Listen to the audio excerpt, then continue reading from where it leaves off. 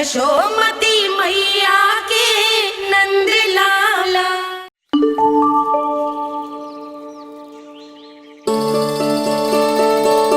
मैं बहुत प्रसन्न हूँ आज, क्योंकि मेरी मैया भी प्रसन्न है और माँ भी। किंतु कोई ऐसा भी है जो बिल्कुल प्रसन्न नहीं है।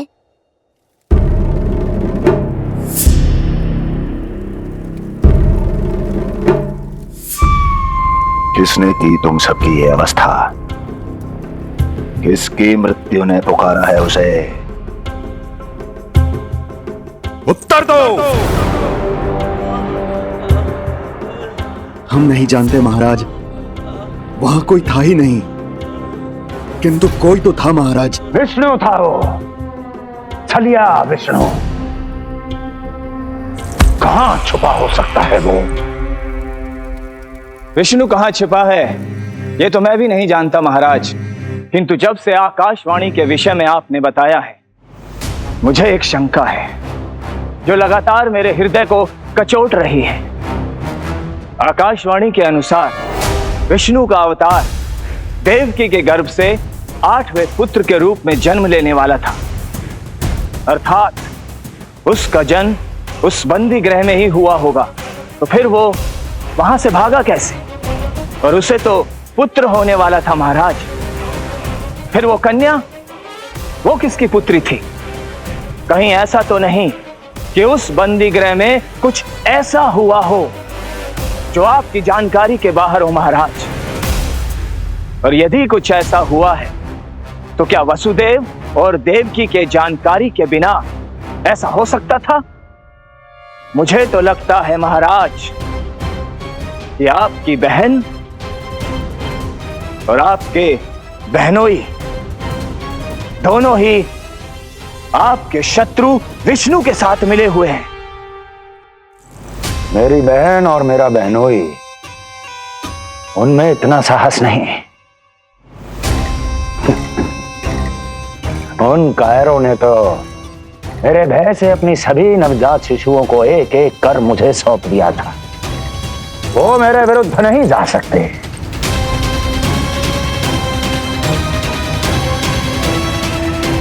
ये सारा प्रपंच उस विष्णु का रचा हुआ है। हमें उसे ढूंढना ही होगा। सैनिकों को गांव-गांव भेजकर हमें अपना समय व्यर्थ नहीं करना चाहिए महाराज। हमें तो केवल अपनी खोज को केंद्रित करना होगा। अपनी रणनीति को बदलना होगा हमें महाराज। क्या सुझाव है तुम्हारा नरकासुर? स्त्री, पुरुष, युवा, वृद्ध, इन सभी के प्राण लेने आवश्यक नहीं है महाराज। मैं तो कहता हूं हमें केवल उन शिशुओं को मृत्यु के घाट उतारना चाहिए जिनकी आयु 10 दिन से कम है।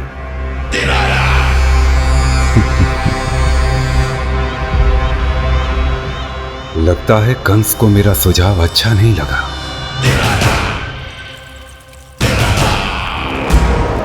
क्रोध काम लोभ मद मोह मत्सर, क्रोध काम लोभ मद मोह मत्सर, क्रोध काम लोभ मद मोह मत्सर, क्रोध काम लोभ मद मोह मत्सर, क्रोध काम लोभ मद मोह मत्सर।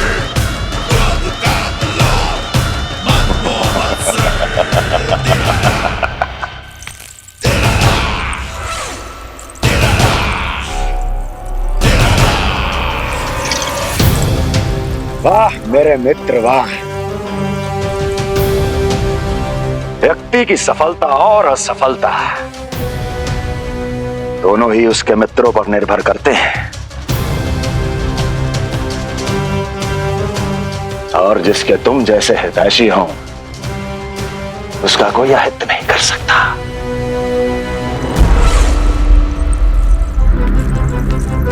सर्वोत्तम सुझाव है ये। यदि हमें उस विष्णु को रोकना है तो 10 दिन से कम आयु के सभी बालकों के प्राणों को हरना होगा। अब बस हमें यह सोचना है कि इस कार्य को करने के लिए हम में से सबसे अधिक उपयुक्त कौन होगा?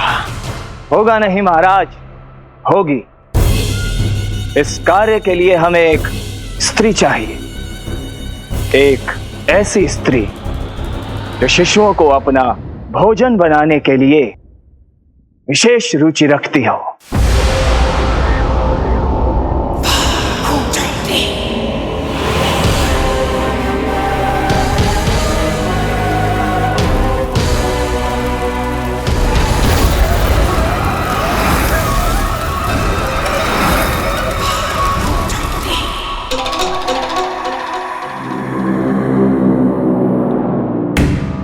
मैं स्वयं जाकर मिलूंगा उससे। इस कार्य के लिए सबसे उपयुक्त वही है। पूतना, पूतना, पूतना, पूतना, पूतना।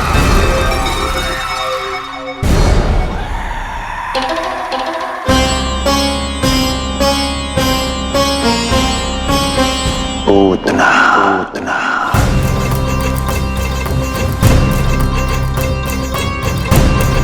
क्या हो लल्ला, सब ठीक तो है ना?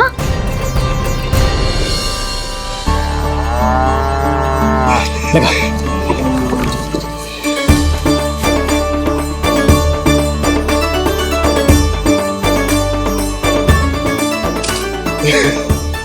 अरे अरे क्या कर रहे हो? ये फूल टोकरी में धरवे लायक ना है बाजाई, ये तो घर द्वार सजाए हुए के लिए।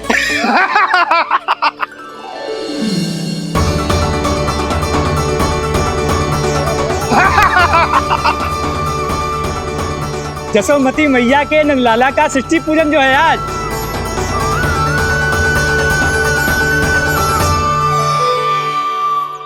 मैया मैया मैया। अरे तू तैयार ना हुआ अब तक? चल मैं तुझे तैयार करती हूँ। सीधा खड़ा रह। नंद महाराज के यहाँ षष्ठी पूजन के लिए जाना है कि ना? हम नंद बाबा के घर का हाथी पे जाएंगे ना। तो फिर क्या घोड़े पे जाएंगे?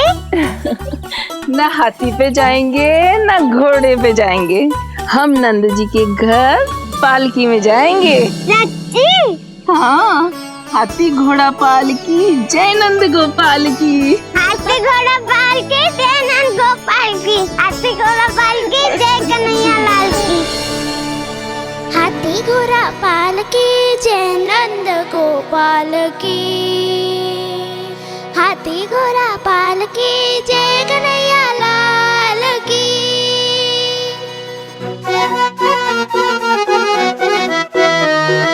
रंगोली रंग सज रहे न्यारे, इत्र महक रहे हैं मोगरे वाले। मोर पंख के मुकुट लगा के पशु भी लग रहे कितने प्यारे। सज गए घर आंगन दीवारे, सज रहे बालक नर और नारी। खीर जलेबी दूध मलाई, प्रेम में डूबी बने मिठाई। एक झलक पाना चाहे सब गोकुल राजकुमार की। हाथी घोड़ा पालकी जय नंद गोपाल की। हाथी घोड़ा पालकी जय कन्हैया लाल की।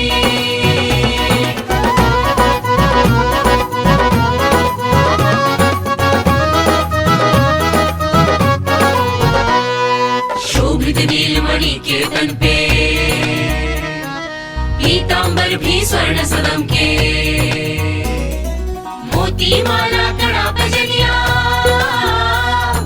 होकर मगन खुशी में खनके। आनंद उत्सव मन को भाए, कान्हा मन मन मुस्काए। यशोमती अपने लल्ला को मंत्रमुग्ध देखी ही जाए। बारंबार वो दृष्टि उतारे अपने नटखट बाल की। हाथी घोड़ा पालकी जय नंद गोपाल की। हाथी घोड़ा पालकी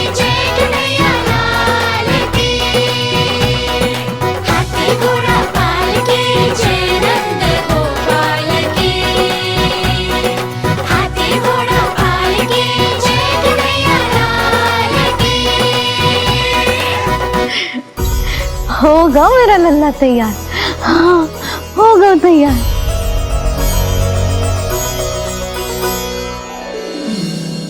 आज नए वस्त्रों में कितना मनोहर लग रहा होगा वो।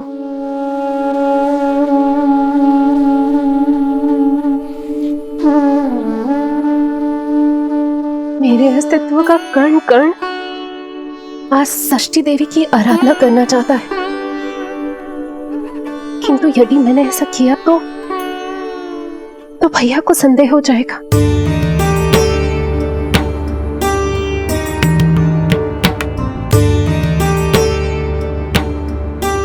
दुष्ट शक्तियों से सदैव सुरक्षित रहे, किसी अनिष्ट या विपदा की छाया भी उस पर ना पड़े, वो सदैव खुश रहे।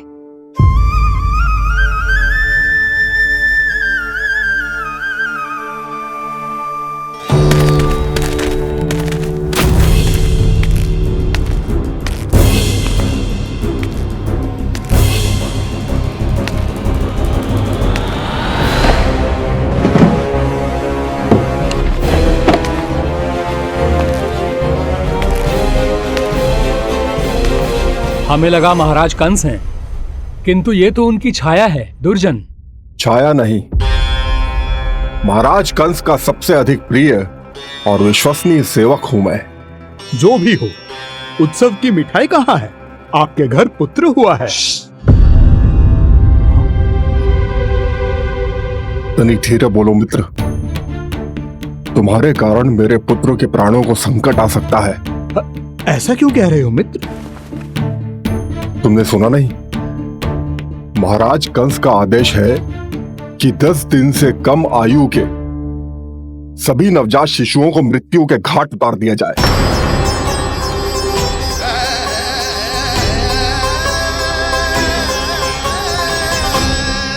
षष्ठी मैया की जय, षष्ठी मैया की जय, षष्ठी मैया की जय, षष्ठी मैया की जय, षष्ठी मैया की जय, षष्ठी मैया की, षष्ठी मैया की जय। है निष्ठा भक्ति करते समर्पित, देखो नंद यशोमती, देव भी दर्शन करने आए। ये महिमा है उसकी, संतान के हित के हेतु होती पूजा है जिसकी। पालन पोषण रक्षा करती है वो मां षष्ठी।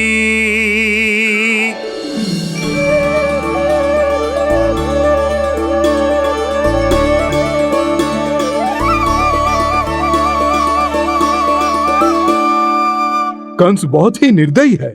इसलिए मैंने अपनी पत्नी समेत अपने पुत्र को भी पड़ोसी राज्य भेज दिया है, उसके मामा के यहाँ। वहां वो दोनों सुरक्षित रहेंगे। किंतु आप तो उनके सबसे अधिक विश्वसनीय सेवक हो मित्र।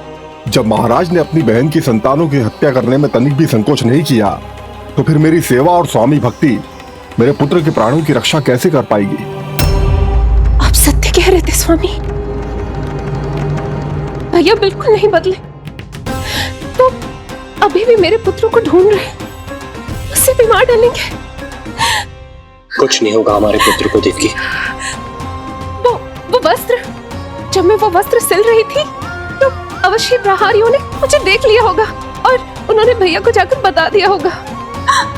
तभी तो भैया को मेरे पुत्र के विषय में संदेह हो गया। भैया पता नहीं क्या करेंगे। हे नारायण! श्री नारायण के न्याय में विश्वास रखो देवकी।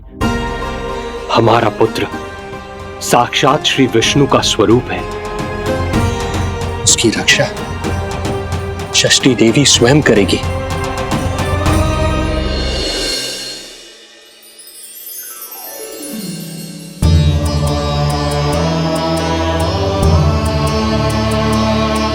आ गए मधुमंगल। पूर्णा मौसी के पोते होने के नाते तुम मुझे पहले से ही प्रिय हो, पर जो भूमिका तुम मेरे जीवन में निभाओगे उसके कारण तुम्हारे प्रति मेरा प्रेम और भी अधिक बढ़ गया है। आओ मित्र, तुम्हारा सखा तुम्हारा स्वागत करता है।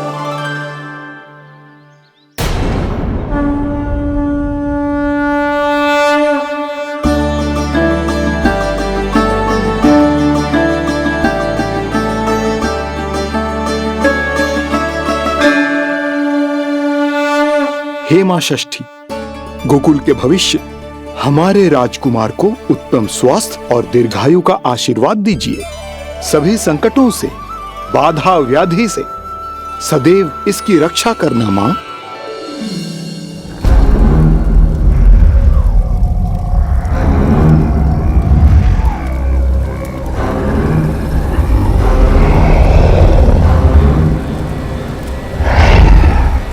महाराज, मेरे होते हुए आपको कोई सफलता और असफलता के बीच केवल कर्म का अंतर होता है दुर्जन। मेरा शत्रु असफल हो, इसके लिए आवश्यक है कि यह कार्य मैं स्वयं करूं।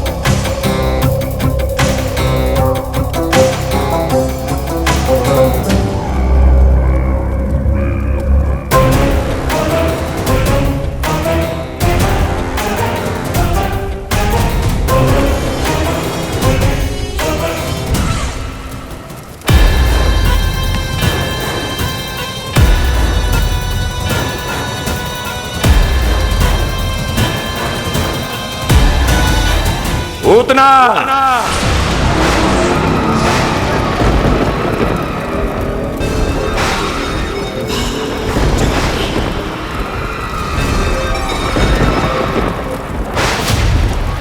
कंस।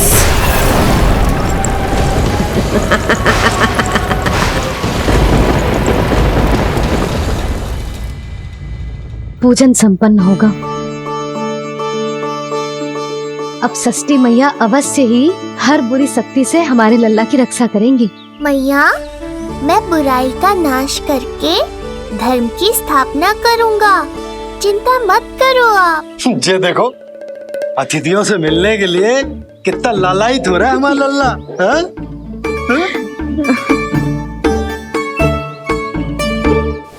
दसों दिशाओं में जिसके नाम का डंका बजता है, वो महान मथुराधिपति आज मेरे साधारण से आवास पर। अवश्य ही कोई विशेष कारण होगा। कारण है वो कार्य जो तुम्हें मेरे लिए करना है।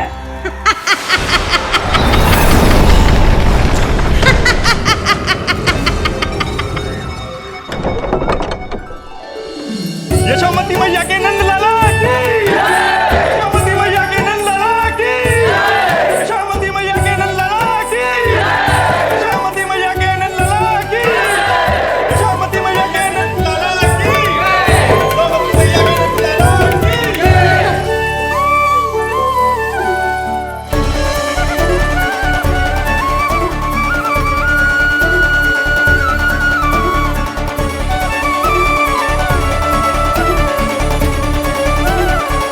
अरे, आप सबको यहाँ देखकर मेरी प्रसन्नता तो और बढ़ गई।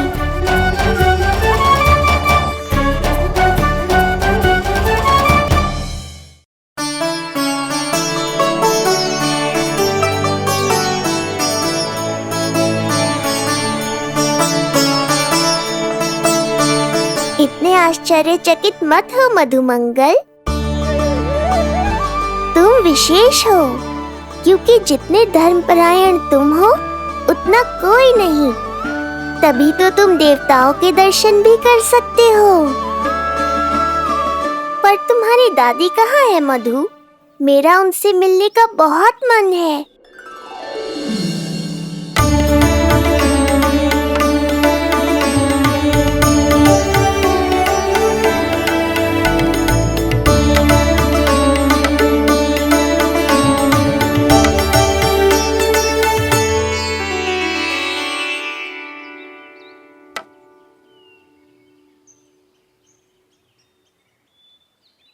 पूर्णा मौसी, बहुत अच्छा किया आप आ गए, सच्ची। ये तो वही पुण्य आत्मा है, पुण्य मौसी, जिन्होंने भविष्यवाणी की थी कि जिज्जी के लल्ला होगो। तब लगो कि ब्याह के इतने बरसों के बाद ऐसा होना असंभव है, किंतु आज देखो।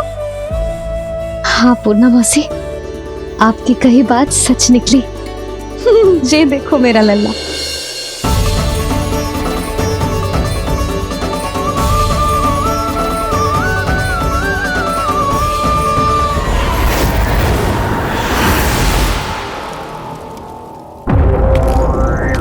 तुम्हें मेरा आदेश मानना होगा। महाराज हूं मैं तुम्हारा। यदि तुमने ऐसा ना किया तो परिणाम क्या हो सकता है ज्ञात है ना? मैं तुम्हारे भी प्राण ले सकता हूं। नवजात शिशुओं की हत्या करना तुम्हें भी प्रिय है ना पूतना? नवजात शिशु?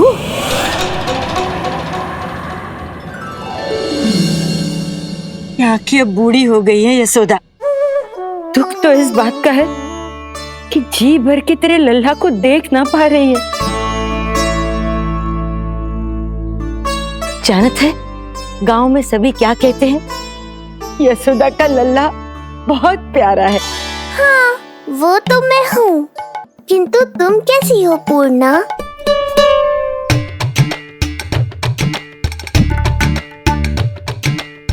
किसी ने कुछ कहा क्या? ना ना, अवश्य ही मुझे भ्रम हुआ है। चौंक क्यों गई? हमारा नाता तो जन जन का है पूर्णा।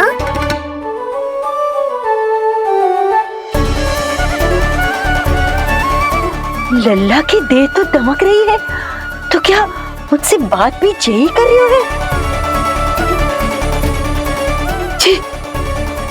जी मुझसे बात कर रही है।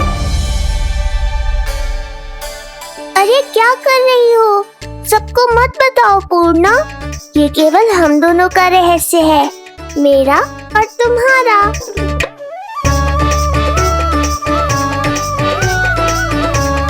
क्या हुआ मौसी? कहना क्या चाहती हो आप? जे बात कर रहे हो आपसे?